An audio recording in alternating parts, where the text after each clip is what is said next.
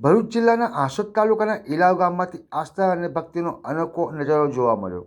ગામના 15 શિવભક્તો કાવડ યાત્રીઓ પવિત્ર કેદારનાથ જ્યોતિર્લિંગના દર્શન માટે અંદાજિત 1500 કિલોમીટરથી પગપાળા કાવડ યાત્રાનું શ્રદ્ધાભેર પ્રાર્થના કર્યું છે।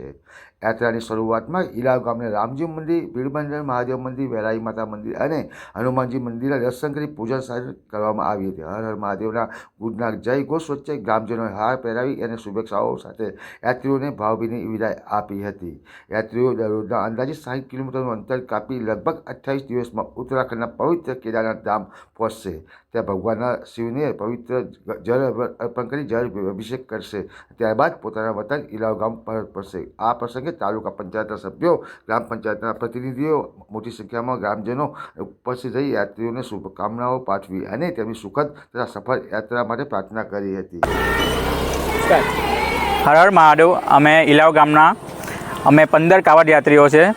આ વખતે અમે કેદારનાથ જઈ રહ્યા છે અને 1500 કિલોમીટર જેવું થાય છે। અમને આશરે રોજનું અમે 60-65 કિલોમીટર અંતર કાપીશું અને મહાદેવને જલ અર્પણ કરીને આવશું। હર